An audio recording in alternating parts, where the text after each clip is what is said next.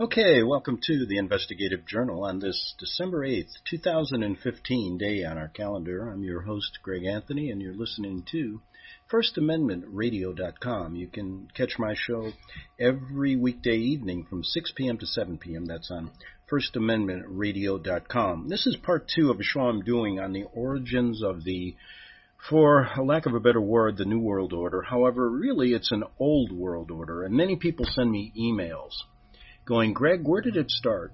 Was it during the Bush administration? Was it during the French Revolution? Was it back around the time of Babylon? When did it start? Well, there's a lot of different controversy over that. And I'm at a point right now where I wanted you to understand two of the more prominent researchers in this field. That is the field of uncovering hidden history regarding the Vatican-led New World Order is how I phrase it. And yesterday's show introduced to you two names that you probably know if you follow my show. Eric John Phelps, author of Vatican Assassins. He also has a website you can go to. And Tupper Saucy, the author of Rulers of Evil. His book is on the internet. You can get a PDF copy, and I recommend you read it. I also recommend you go to Phelps' website so you can look at his work. And the book he wrote was Vatican's Assassins. And so with those two books, I think you get a pretty good overview of a lot of history that's hidden. Now, what I found interesting when I first started researching this stuff, I realized there was a lot of holes in my research. And so I read both of these books. Vatican's Assassins, both these books are books that you need to look at. You can't, I don't believe, get the most out of them if you go from cover to cover, because they're quite laden with the facts and times and period, but it's a book that you can pick up and go to chapter 32 when you want to learn about something or compare it with other things you've heard. Now, in both books, you get a lot of information about hidden history, about where the Vatican came from, what are they really involved with from the beginning of their inception back during the time of Rome up until today. And in fact, I had both of these gentlemen, like I said on my first show, part one of this series, on my show. Eric many more times than Tupper, because Tupper passed away in 2007. And I got a chance to interview him a few times, as well as to talk to him over the phone and or by email. And I did the same with Eric Phelps, probably a lot more.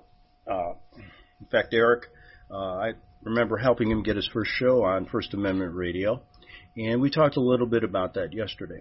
Well, a controversy came up regarding their information, and I thought it interesting because both these guys present stories that are compelling. And I, for one, am not one to point fingers at anyone.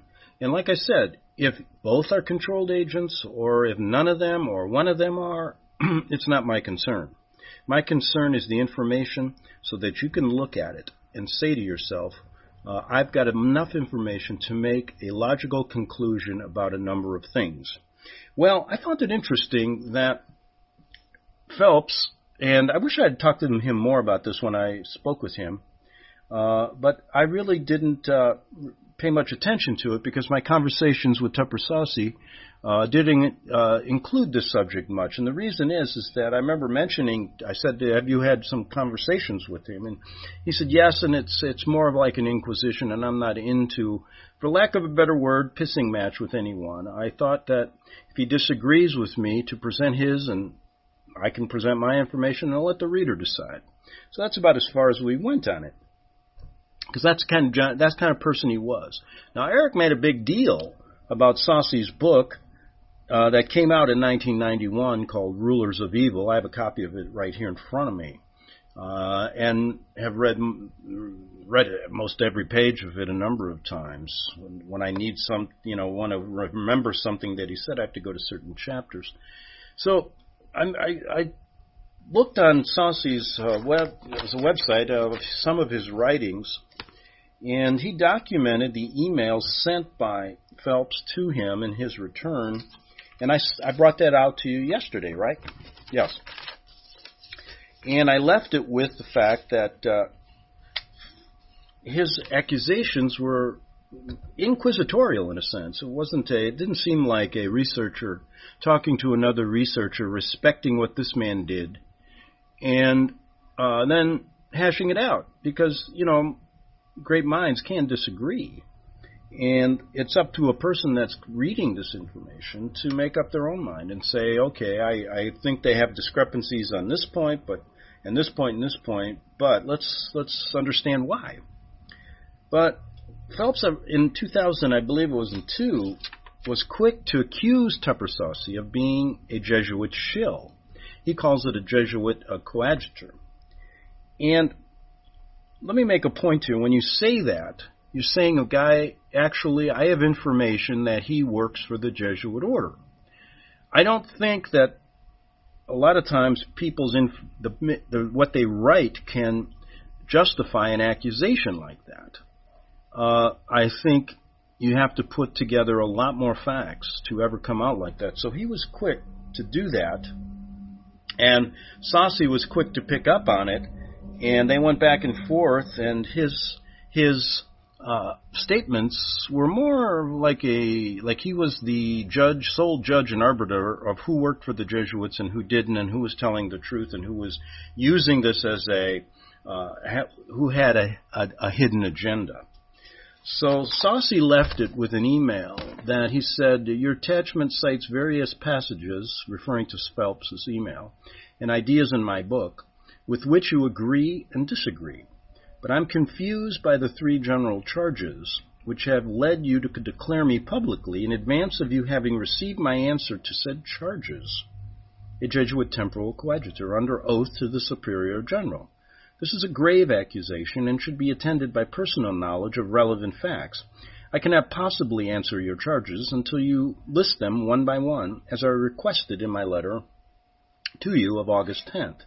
Please state them clearly. Don't oblige me or any other reader to guess what they are, and please recognize that a mere difference of opinion does not constitute a valid charge. I cannot consider this exchange a debate in any sense of the word. You seem to be accusing me of an act of conspiracy and deception against my brethren in the biblical Christian faith. I am responding to your accusation. This is not a debate. It is an inquisition, to which I am gladly submitting in order to give an answer to every man that asks the reason of the hope that is in me. That's from Saucy. Now, after that, there were no more emails that I saw, and Phelps put out something that I recopied, and it says this. I'm going to read its 4 pages, and before I do, people are going to say, well, why are you getting into this story? Well, I think it's important you understand where information comes from.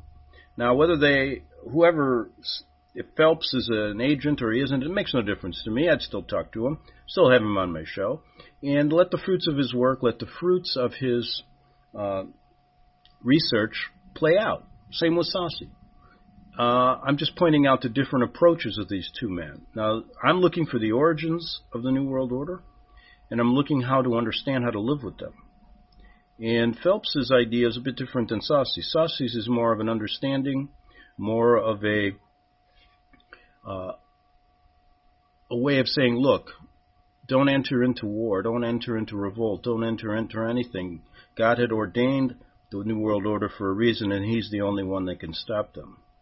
You have to figure out how to live a happy and healthy life amongst it, because they're not going away.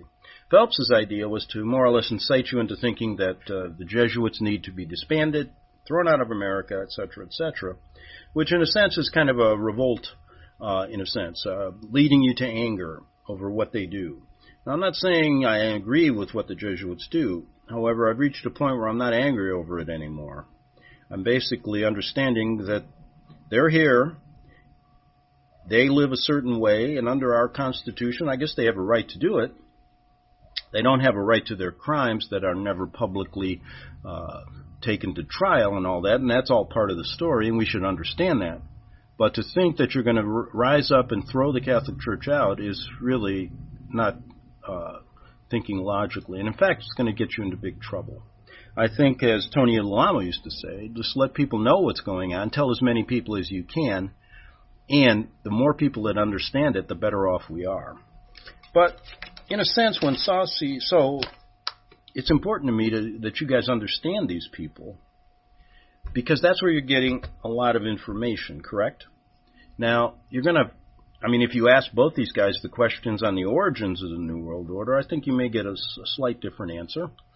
And we can explore, and tomorrow's show we will definitely explore all of the different ideas posed by many different religious organizations and others who have researched the topic, because I think it's important to get a starting point.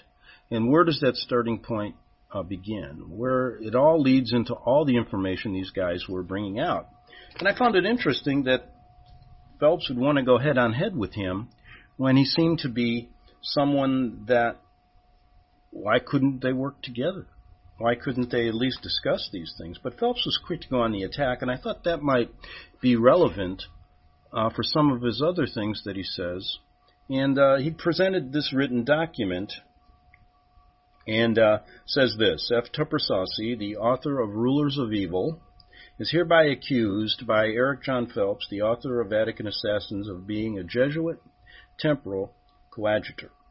By way of introduction, on or about August 13th, 2002, I, Eric John Phelps, accused F. Tupper Saucy of being a Jesuit temporal coadjutor. The Jesuit temporal coadjutor is a man who, in this case, is openly a lettered and accomplished professional journalist and author, but in fact has been secretly admitted into the Society of Jesus for the purpose of acting as an occult agent for the Jesuit general, Satan's most powerful Luciferian in the world, who at this moment is Peter Hans Kolvenbach. On or about August 15th. Now, I went to law school, and to me it sounds kind of like something that you'd read in a court case. You know, the wording is in that kind of tone, and I find that to be a bit strange. On or about August 15, 2002, F. Tupper Saucy honorably responded to my accusation and indicated that he would answer my charges, the very charges having led to promulgate my accusation after many serious hours of reflection, having read it 3 times. Again, I refer to the use of the word charges. Who is he to charge anybody with anything? I mean, it's not the way you talk. What am I going to do? I'm going to go and charge him with something? No. I may disagree with him on certain points. I'm not going to try. I have no valid information that either one of them are Jesuit coadjutors, and I'm not going to go out on a limb to say that. Now, I know a lot of people have contacted me, and they say they believe they are, or one is, or one isn't, but that's okay. You're the reader. If I had specific general knowledge that either one of these guys was, I'd let you know. Now, some of the things they say lead me to think in terms of, well, where is this guy really coming from? But that's normal. That's the way life is. That's the way you think about people. But you don't charge him with this. He's doing this kind of as a court of public opinion to sway people on his side, maybe. And that, to me, is not fair. Now, he says this. Now, he goes, I having no malice for Mr. Saucy whatsoever. How can you not? You know, I hate when people say that. You charge a guy with being something that's so grave. Then you say, I have no malice. You got malice. You have to. Or you wouldn't publicly accuse him of this without general facts. So don't kind of wishy-washy this by, giving me this BS that you don't have any reason for doing this. There is a reason. I'd like to know. And it can't be strictly for the information he gave. So I will first give a brief summary of what he said to me. Subsequently, I will then, with supporting documentation, list 3 general charges that have led to my accusation of Mr. Saucy being a Jesuit temporal coadjutor. I will be forwarding unedited the entire correspondence and debate between Mr. Saucy and me from my email group to read. If Mr. Saucy answers my charges to my satisfaction, well, give me a break. To your satisfaction? Who are you? You the judge, the anti-Jesuit judge of the United States? That leads me to question these people. Question him a little bit more than I would Saucy. I'll be forwarding unedited the correspondence, blah, blah, blah, blah. blah, blah, blah, blah, blah. If Mr. Saucy answers my charges to my satisfaction, then I will withdraw. Well, good for you. Withdraw your accusation, accompanied with my humble apologies. Well, the damage is already done. I wouldn't accept an apology. But if my charges are not answered to my satisfaction, then I will continue to refer to him as a Jesuit temporal coadjutor. Well, you shouldn't be referring it till you have positive information, Mr. Phelps.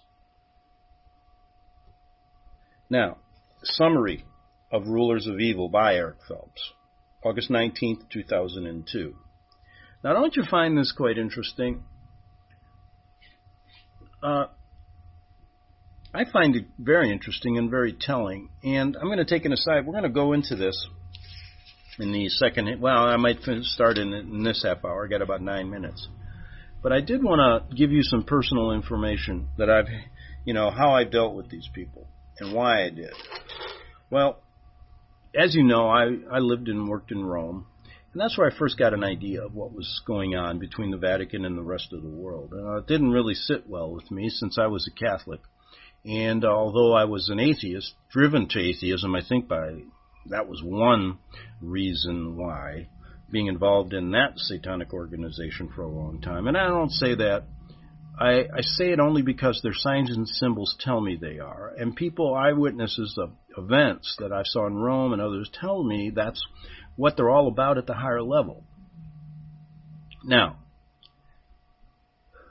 their signs and symbols are very, very obvious. And these signs and symbols were one reason why the signs and symbols that are sitting on our Capitol building, that are sitting in St. Peter's Square and in Washington Monument, etc., led me into Saucy's book, which talked about all these things, a lot of things, where they came from, the myths and the truth regarding the Bible, certain things like that, and his book dealt with it quite well. There have been many, many others on the internet who brought out information like that. But when I was in Rome, I could see it firsthand. And to be honest with you, I had no idea back then. We're talking back in the early 80s. The only way I became aware of what was going on was there was a big, huge secular Vatican bank scandal during the time. And I happened to be there watching this play out, watching the Vatican get its nose dirtied by playing together with the mafia and bankers and et cetera, using the Vatican Bank as a money laundering operation, and watching people get killed, bank presidents who may have talked, may have wanted to let the cat out of the bag, and happened to see it firsthand there. So that opened my eyes up to, I said, if an organization claims to be Christian and the head is the vicar of Christ on earth, why is this going on? It can't be just some bad seeds in the apple barrel. There's got to be more to it. And so that opened my eyes to it. And as I learned more and more about the duplicity, the deception, the idea that this is a Christian organization, I said, no, it can't be. And I learned that the church that I grew up in was nothing more than using Jesus and the story of the Bible, which they never teach you as a kid, as a front for much more. And that's why the Vatican has a dual citizenship, so to speak, in the world. They are not only a religious organization, one of the largest in the world, but they're also a city-state that has recognition in both regard, and Pontifex Maximus, who is now the Pope, has authority in both areas. Now, my idea is when you get into bed with the Vatican, you surrender a lot of your civil liberties. In fact, most countries that sign concordats with the Vatican actually have their leaders surprisingly loyal to the Pope more than they are to their own people, and use basically whatever country you're in, and their laws are secondary to canon law in the Vatican. And that is true here, although they hide it quite well with our legal system stating, we have freedom of... Look, I grew up going to law school, and I saw our system is built on certain protections of civil rights and everything, but the best thing I've learned about law school is that all these cases have a winner and a loser, and many times the winner and losers are on the wrong side of the ledger. if you know what I mean, because I said a long time ago, the most endangered species in this country isn't the red-winged squirrel or the Euphrates chicken moth. It is an honest judge. And that seems to get, that species grows smaller and smaller as the years, as the Vatican grows larger and larger, because in a sense, these leaders of ours are beholden to Pontifex Maximus and actually surrender themselves to the authority of the Pope and canon law over and above. The oath they take is not the oath to the American people, and we can get into that a lot. We've done a few things on the oath and where that really the oath these people take. And you can see it in all these secret societies, as well as even when a judge takes the oath of office, whether it be state or federal. So, as you can see, it's a big problem. One that's not understood by many people, because people that deceive you don't tell you these things. But they do tell you in signs and symbols. So in a sense, that's how I got to know Saucy, because of his work in Rulers of Evil. And I got to know Phelps because when I came back to the States and started an alternative show and wanted to talk about this subject, I was just blown away by all the information he had in that book. I mean, there was so much that I learned. I mean, just pinpoint a lot of the revolutions and all the connivery of the Jesuit order, which is all hidden, but there. Now, he was telling us that, and it was great. And I still believe that a lot of that information is good, just like I believe a lot of information Saucy is good. But there were three glaring things that led me to wonder, why would Eric want to come down on Saucy for the three things that he says convinced him he was a Jesuit shill. And when I looked at these three things, which we're going to get into in the second half hour, I thought they made a lot of sense. So I would assume, and if I had to look at his side of the story compared to Saucy's, I would give Saucy's a little bit more credibility as a journalist, so I guess he would call me a Jesuit coadjutor as well. Because I don't buy some of the things he's saying on three areas he brings up charges against Saucy. And I think there's an idea here that you got to think about. If Saucy allowed Phelps's book to go, basically, that's fine, Eric. You know, and I'm sure you'd want to talk about the differences, but he didn't accuse him of being a Jesuit shill, did he? Why would Eric do that? Is it to protect the information that they don't want to get out? That really leads you to believe that the New World Order was already firmly established even in our country, even before it was formed? And it was formed for another reason? And they're using freedom and Christianity as a front to basically turn us into a Catholic country, or whatever the Pope's religion will be after, when they decide what the one world order and the one world religion will be. Fascism, of course, is the Vatican's government of choice, even though they work with dictators or democracy, whatever country you're in, they talk their game. And basically they'll do business with a fascist leader, a dictator, and they'll do business with the United States of America, Canada, and the rest of the Western world.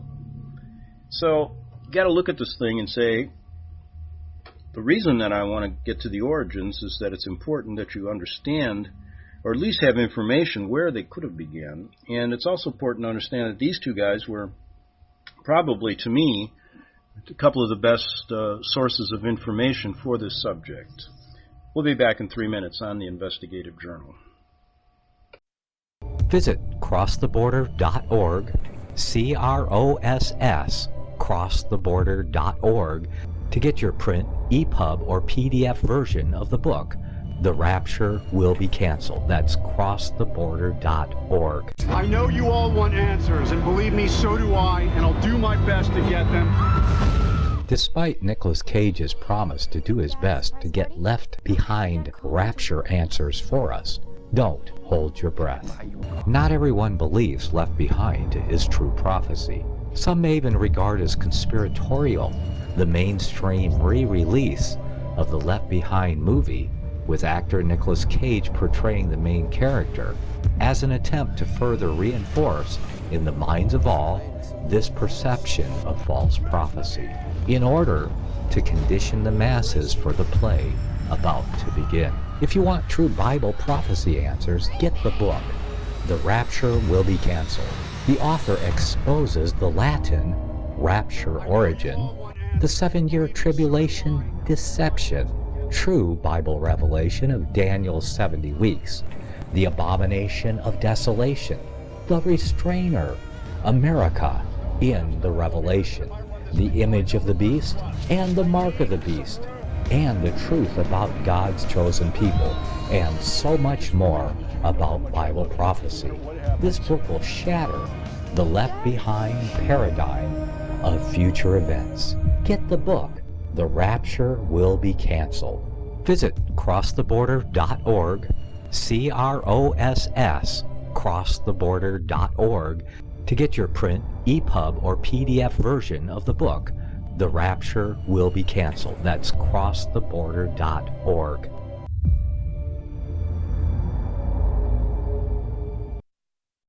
Okay, we're back for the second half hour of the Investigative Journal and part 2 of our journey into finding out where the old world order began. And we're at this point just going over some diatribe, some talking, some email correspondence between two of the more prolific writers on this subject of not only where the New World Order began or the Old World Order, but all of their antics throughout these centuries. And so let's get into the meaty part here of what Phelps was accusing Saucy of. Before, I would think he really had solid information, and I really think it had something to do with protecting information that they don't want to let out. Who? That's up to you to figure out. And he said this on August 19th, 2002, after Tupper Saucy released his Rulers of Evil in 1999. His work covers the present absolute power of the Jesuit order wielded over Washington, D.C., the Jesuit general as being the most powerful man in the world, the beginning of the Protestant Reformation with Martin Luther, the Counter-Reformation with Ignatius Loyola, including the founding of the Jesuit order, the orders, turn the page here, the order's alleged fourth vow, or extreme oath, and the order's Council of Trent having placed 125 curses upon Bible-reading Protestants of the Reformation. Now, I can go out and talk at a grocery store.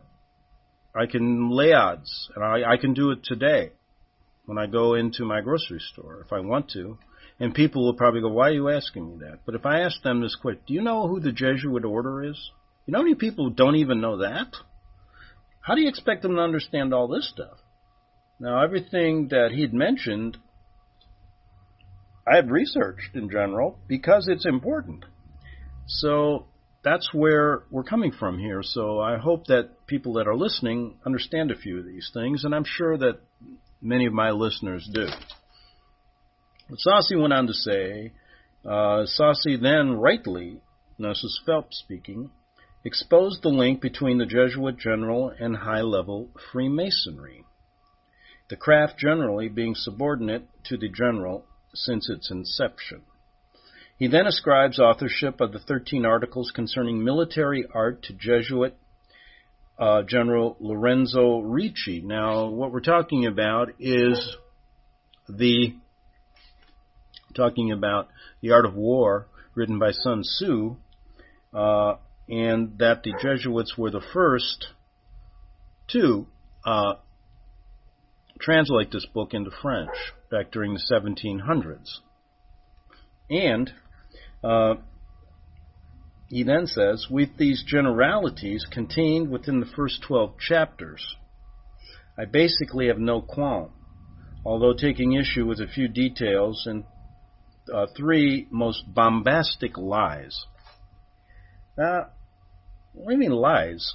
I mean, it's research. How do you know it's a lie? I mean, those lies are, let's see what he says. This, a papal bull, was the inspiration of the papacy to create the United States of America that materialized in 1776 by a process just as secret as the Reagan-Vatican production of Eastern Europe in 1989. What? American government, Roman Catholic from the beginning? So, there's a disagreement there. I don't know why. What's it a lie? How does he know that's a lie? Later, I will develop what is sure, this is the second one, what is sure to be, and that was from page 4 of Sussley's book. Later, I will develop what is sure to become a controversial hypothesis, that the Black Pope rules by divine appointment and for the ultimate good of mankind. Now, he says that's a lie. Let me make let's see how deep of a thinker you can be. I made a statement once that I would have never found God if I didn't see the evil in the Vatican. I made a statement to thank them for it. So I think what Sousley's talking about is similar. Basically, for the ultimate good of mankind, evil was presented, so you have a choice. He's not saying that what the Black Pope is doing is good. He said there's a divine plan. And I think Phelps is then calling God a liar. And what's that all about? But anyway, Lorenzo Ricci's most compelling ruse, this is that was on page 6 that he just called a lie. Lorenzo Ricci's most compelling ruse was de-establishing the Society of Jesus, a campaign that mimicked the collapse of the Knights Templars 4 centuries earlier, page 94. All right, let's discuss this just a bit, and I'm sure he'll go into his point of view. But if you remember, and we're not going to go to specific dates here, the Jesuits had been tossed out of a number of countries for their deception, for trying to overthrow governments, and some say it's up to 80 countries. Phelps says that as well. Well, there was a time when there were the Vatican. Now, here's the way I look at it. The Vatican and the Jesuit order are like, you can't have one without the other. Remember that song? And the reason I'm saying that is it's kind of like good cop, bad cop. The Vatican comes across, and the Pope, the White Pope, as crystal clear, as the savior of the universe, while the Black Pope and the Black Order, the Jesuits, are their militant men who enforce the Pope's orders through every kind of imaginable crime you can commit. But many of them aren't considered canon law crimes if you're a heretic. Killing a heretic, according to canon law, is not murder, and a heretic is anyone who doesn't follow the Pope, i.e., Protestant Catholics. Now, my question is, are you a heretic if you're a New Ager? Well, since they started New Age, since that movement was a Jesuit creation, you answer that question. But the point I'm trying to get at is there reached a point in the 1700s, just prior to the American Revolution, that there supposedly was a schism. The Jesuits had gotten so out of hand that the Vatican had to do something. They were in fear of losing money and losing property. So, history tells us, and you know that when you read something in history, you better think twice about the validity of it, because it's really those who conquer write the history, right? So much of history is not as it truly occurred. It's revisionist history. Well, our history books, and Phelps and his Vatican Assassins tells us that there was a pope at the time who decided to disband the Jesuits. And this happened in right before the American Revolution. Now, quite interesting, there were a lot of revolutions going on during that time in Europe. So also at the time, Lorenzo Ricci was the Jesuit general, and he was supposedly incarcerated at Castel Gandolfo, and I've walked by that area. You know, there's a secret way you can get to the Vatican to Castel Gandolfo. And he supposedly was imprisoned there and died there. And basically what happened then, miraculously, according to history, after the United States was established in and around 1820, 1812, in that area, the Jesuits were reinstituted in the Catholic Church. All had been forgiven. And now they were beginning to create dioceses here, right? Jesuits were here. We already had now in place freedom of religion, which was an open door to allow Catholics in, because in the beginning of this country, they weren't even allowed to hold office, and most Protestants didn't want anybody here that had that Jesuit, it was a Jesuit, because they knew what they were doing in England and in the rest of Europe. Now, that was the general thought. Saucy came up with his book with some ideas, and he basically had found some information and presented this hypothesis and came to a conclusion that, let's look at it from this point of view. He did not think that Lorenzo Ricci was actually killed. He did not, although publicly the Jesuits were disbanded, they still were probably more potent and powerful than before. Then he made an assumption based on, there's only one book that can place Ricci here talking to the Founding Fathers, and I have that on my website. I wish I had the name of it right now. That book was written in the 1800s. And we talk about that mysterious man, the professor who'd met with Franklin and all these people, and Saucy made the assumption, or made the conclusion, that it could be Lorenzo Ricci, and that the whole guise of establishing the Jesuits was to, in a sense, make them appear to be weaker than, and not even non-existent. So what happens? That word gets out to the people in America, and they say, hey, what do we have to worry about? The Jesuits are gone. Look at what the Vatican finally did. And so what do we learn from the art of war? And just coincidentally, that had been translated into French by the Jesuits. And we learned that the best way to overcome your enemy is to make yourself appear weak. And what is weaker than to kill the Jesuit general, disband the Jesuits, so that you're not even worried about him anymore? But that was Saucy's key point. Did it really happen like they told us? And there's a lot of sense in that. And after I think about it, although you can't conclusively prove it, I have an idea that that's kind of the way they work. And so here they go with the idea of de-establish, how do you get this Revolutionary War cooking, And boy, Saucy's book gets into it on how Lorenzo Ricci could have. And there's many, many things pit France and England against one another, and this whole idea that we went to war over the Tea Party, the tea in the Boston Tea Party, and taxes is ridiculous when you really think about it. It's another orchestrated revolution, and who better to orchestrate it than the guys who know what they're doing? So Phelps says, this is crazy, and he's a liar, this can't happen. Now, who would want to protect that? I think the Jesuits don't want that out, that they'd formed this country for the wrong reasons, right? They want you to believe that they changed their tune and they were allowed in the country because of the Founding Fathers establishing this freedom of religion. I don't buy it. And so Phelps comes down on him for that. And apparently comes down on me because he came out with a whole bunch of things that I'm crazy to think that Washington was in the pocket of the Jesuits. Well, I still do. Now, this is Phelps again, the remaining 13 chapters then erect the most appalling Jesuit temple of doom, dedicated to the art of deception, skullduggery, and casuistry. In spite of the many, now you know why I don't debate this guy, man. He'd smother me with this language. He's a good debater.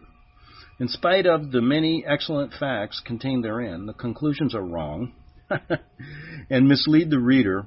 Now, wait a second. Many excellent facts, well, we don't care about that because we tell you it's wrong. Conclusions are wrong and mislead the reader into two most terrible and fatal deceptions. Those deceptions are that the rule of the Jesuit general of America is generally good for Americans, and that Americans should not resist the Jesuit order with force of arms. Now, why? Look, I told you the analogy. Sometimes it is the evilness, it's the evil of the Vatican that brought me to really understand God. Can't you get it? course what they do isn't good, and Saucy never said it was. But he's saying there is a plan that God had for allowing this to occur. And here's the big kicker. Saucy said, don't revolt. Just be there to tell people about it. You can't. Well, they want you to revolt. Now, Phelps is saying revolt. Why? I think he wants to get you arrested. I think he wants to get you in trouble, to give you false hopes that you can actually change it. It's not going to happen. And for that, he probably called me a Jesuit temporal coadjutor as well. Now, this conclusion furthers the purpose of the Jesuit order in destroying white Protestant Western civilization, especially the United States of America, and the restoring the blessed despotism of the Dark Ages, erecting the Pope as the universal monarch of the world. I think I'm completely wrong. By revolting, you're going to further it even more. Because it isn't just white Protestants that, he's on this kick that they want to get rid of all white. No. This is a worldwide thing. And in America, what the goal is here is to pit white Protestantism against everything so that they can be destroyed. And I think Phelps's ideas bring that to a fruition quicker. Now, he says, this leads me now to list my charges sustaining the accusation that F. Tupper Saucy is a Jesuit temporal coadjutor, according to the book And Rulers of Evil. And as we go on here, let's see where we're at. Okay. Hi, Greg, can you turn the pages? 1. The suppression of the Jesuit order in 1773 by Pope Clement XIV was a secret and deliberate work of Ricci. We discussed this in general terms earlier. Remember, I kind of think there's some facts that make you want to look at this, and I can't understand why Phelps wouldn't want to. But maybe they don't want to let some cat out of the bag. I have, it's just a supposition. The fabrication of this historical lie was necessary to promote yet another false conclusion that the American War of Independence was entirely a work of the Jesuit General Ricci and his disestablished Jesuit order. Well, that's a bit, I think, missaid. I mean, everybody needs a leader, somebody to put the thing together, but it wasn't just Ricci. He had to get the ball rolling. And when that snowball rolls down a hill, he knew how to manipulate people. Who better to do that? They've done it, Phelps will agree, they did it in the French Revolution. Why wouldn't they do it here? I think there's a reason they don't want this out. Now, and I think there's good reason to conclude, because you realize when you have deceptive people, you can't get all the facts. So what's he relying? Phelps on one hand, let me just talk, I said I'd talk on behalf of Saucy because he's not here. Phelps on one hand will be quick to say, yes, revisionist history is there. But all of a sudden, the history that here is the way it is. This is not revisionist here. No. I don't get that. Then he goes on to say the Declaration of Independence and the United States Constitution are essentially Roman Catholic documents inspired from the writings of Jesuit Cardinal Robert Bellarmine, and that all of the leading characters of the Revolution, being Freemasons, including Washington, were thus under Jesuit control. Now, not all, but many. And I would stand by that statement, that there's better information, it makes more sense that they were than they weren't. Because Mr. Phelps and Mr. Saucy, let me ask both of you, and let me answer, because I've read your works. In the sense, then, the New World Order wasn't here until when? Until after the Revolution? Now, I believe, if I asked Saucy, he'd say, no, it was here long before that. And in fact, it started with Cain and Abel. And I can't understand how America would be free of that, when all along, way before this country was formed officially, this was their prized possession. This is what the country they wanted from, in the Vatican and up there with the monarchs in Europe. They want this country. They just had to figure out a sneaky way to get it. And they had to use the leaders the constitutional leaders of our country, how else? What are we going to, think that they had these great ideas for us? How come it's deteriorated so much over the years? Because it was formed for a bad reason, although it sounded good. I believe that most of the head people, by the signs and symbols that they left us, Washington and all the things they did, were actually working with the Vatican, yes, and the Jesuit order. Now, there is no mention of the poisoning of Pope Clement XIII the night before he was supposed to suppress the Jesuit order in 1759. No mention of the 1773 suppression of the Jesuit order by Pope Clement XIV as being a terrifying act on his part. Now, there's a lot of facts in here that I want you to go to both his book, Rulers of Evil, and go to Vatican's Assassins and piece this out. Because I'm not going to get...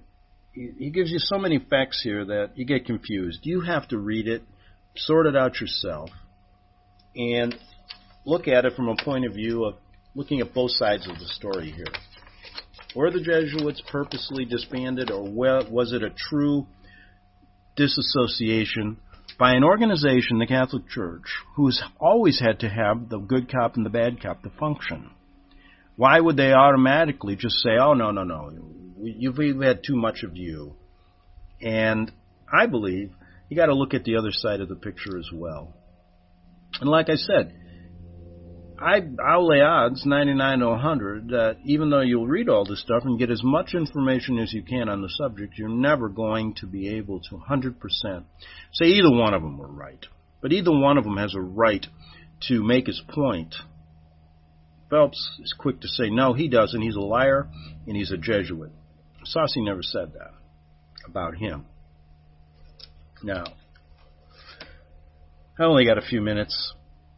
But at the end, he also says the conclusion of the book is that it is unbiblical for the Bible believer to resist political tyranny with the sword of just defense, as John Knox called it, and in ending his book, he declares that there is truth, which could lead one to disbelieve the Bible. Now, I don't know what he talks about there.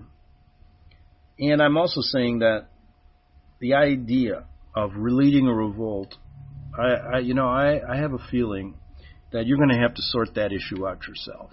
I've made up my mind, but I don't think I have the right to make up yours.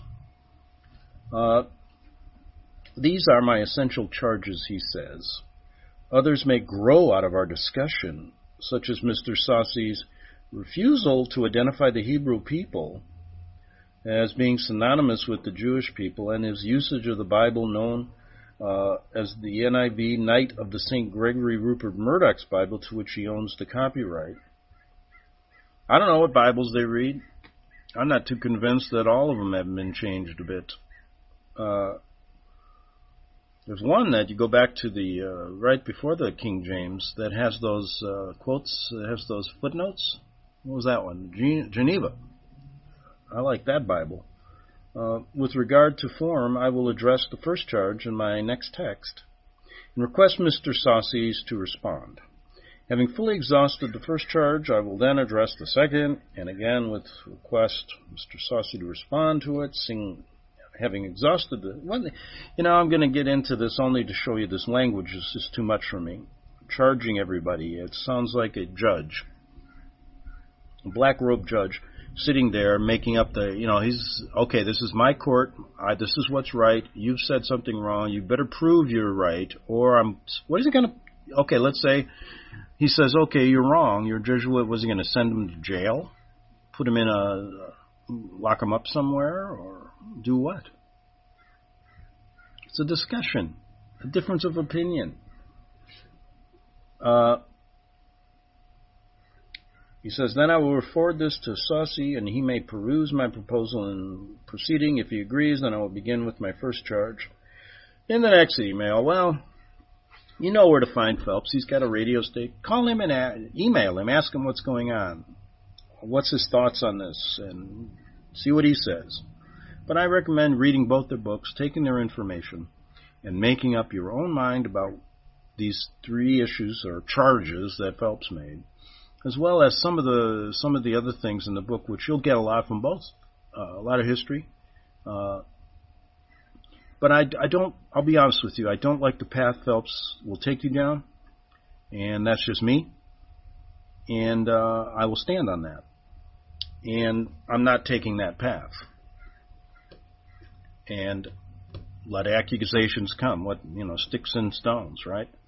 But anyway, we're all out of time on the Investigative Journal. I'll be back part 3 tomorrow. We're going to go deep into the origins of the Old World Order and look at a number of different perspectives from all different faiths to see if we can ever come to a agreement. I doubt it, but it's good to know what people are saying about it, right? We'll get back tomorrow on the Investigative Journal. You're listening to FirstAmendmentRadio.com worldwide. Freedom is never free. We need your support today at FirstAmendmentRadio.com.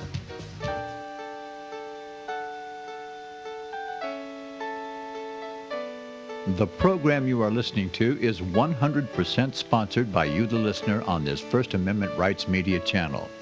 You will notice that there are few commercials on this radio network. There's a good reason for that. Corporate advertising dollars come with strings that limit program content. So without your help, these programs cannot continue on internet or our several affiliates. If you benefit by the educational law programs, we ask you to give. If you are admonished or nurtured by the Bible and ministry programs, we ask you to give. If some voice a cause that you are passionate about, we ask you to give. If you believe in any of these, we ask you to support them as you would a missionary on a continual basis, as if giving a tithe for missionary radio. These programs are not commercially viable and must be supported by those faithful to the cause of truth. Look for the button to sponsor your favorite programs at our listen and schedule pages on the internet. Then, when you subscribe, we will send you the last quarterly MP3 CD of that program immediately, and continue to do so with each new quarter. We will also give you unlimited archive access to all of our programs. We're asking you to give much less than a tithe, so that you may also send support directly to a particular program host, cause, and anywhere else the Spirit may lead you. Do all to the glory of our God and Creator, for His holy nation, the only kingdom that will last forever. Thank you for listening.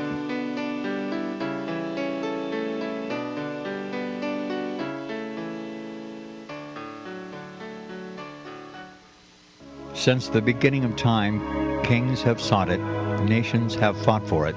It has been traded, it has been borrowed, it has been purchased, it has been stolen. There's a reason for it. To secure the blessings of liberty to ourselves and to our posterity, invest with the security of gold and silver. Call Discount Gold and Silver Trading at 1-800-375-4188 or visit discountgoldandsilvertrading.net. Listen to Financial Survival with your host, Melody Cedarstrom, right here on FirstAmendmentRadio.com at 4 p.m. Eastern or 1 p.m. Pacific Time. Visit discountgoldandsilvertrading.net or call Discount Gold and Silver Trading at 1-800-375-4188. Toll free, 1-800-375-4188.